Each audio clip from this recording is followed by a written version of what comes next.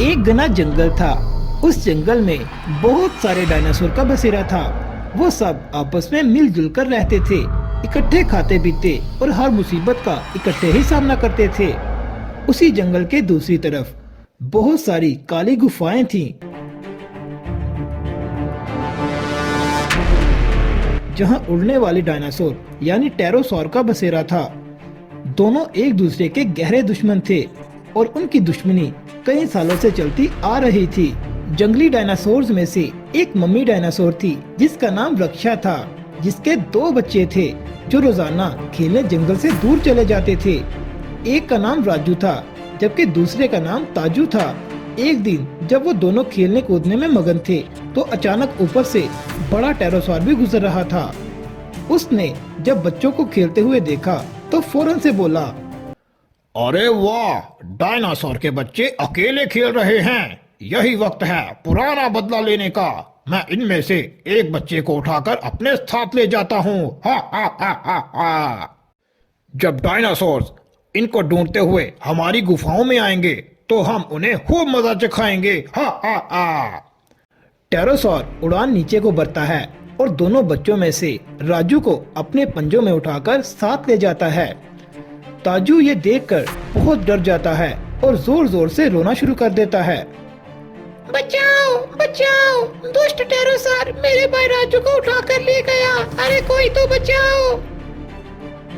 उस वक्त ताजू की मदद को कोई भी नहीं आता और ताजू यूं ही रोता हुआ अपने कबीले में वापस पहुंच जाता है।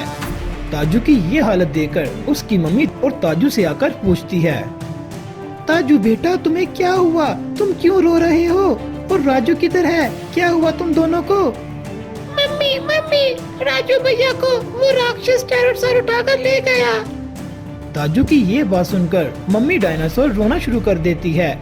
मम्मी को रोता देखकर डैडी डायनासोर भी वहाँ पर आ जाता है। वो मम्मी डायनासोर से कहता है, तुम परेशान ना हो रक्षा, मैं अपने बच्चों को वापस लेकर जरूर आऊंगा।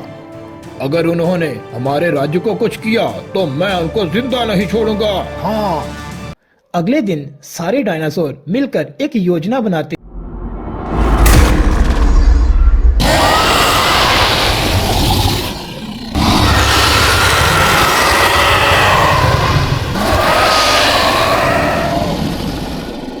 हैं। कबीले का मुखिया सब डायनासोर से कहता है, कल जब हम उन टेरासोर की गुफाओं में पहुंचेंगे तो हम उन पर चारों तरफ से घेर लेंगे और उनकी गुफाओं के सामने जाल रख देंगे। जो भी टेरासोर बाहर निकलने की कोशिश करेगा वो इस जाल में फंस जाएगा और उड़ नहीं पाएगा।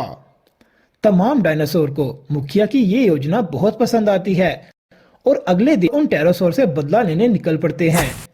काफी देर चलने के बाद वो टेरासोर की गुफाओं में पहुंच जाते हैं।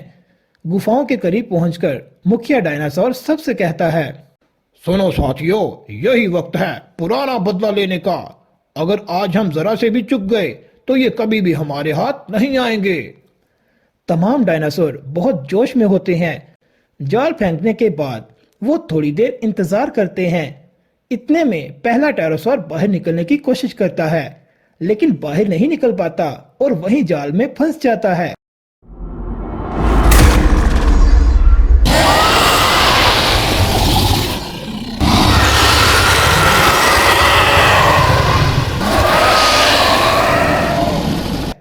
ये देखकर मुखिया डायनासोर कहता है, शाबाश साथियों, हमारी योजना काम कर रही है।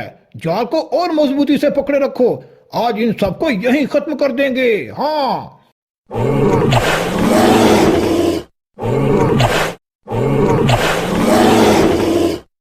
टेरासोर्स को मारने के बाद मम्मी डायनासोर सोचती है कि उसका बच्चा राजू तो अभी भी अंदर ही है।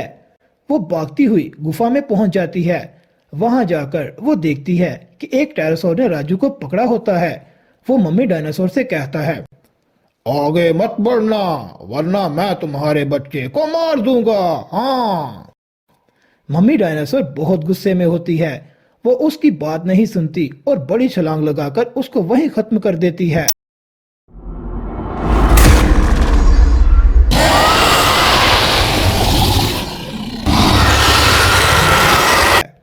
मम्मी डायनासोर अब राजू से मिलती है और कहती है, बेटा तुम ठीक हो ना? तुम्हें कोई चोट तो नहीं लगी?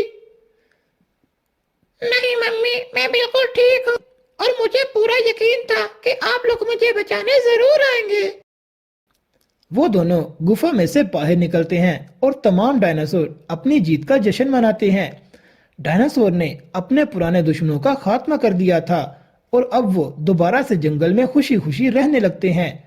प्यारे दोस्तों, इस कहानी से हमें यही सबक मिलता है कि बुराई का खात्मा हमेशा बुरा होता है और अच्छाई हमेशा जीत जाती है। तो दोस्तों, अगर आपको ये स्टोरी पसंद आई है तो वीडियो को लाइक कर दो और चैनल को सब्सक्राइब कर दो। मिलते हैं किसी और अच्छी सी स्टोरी में, तब तक के लिए गुड बाय।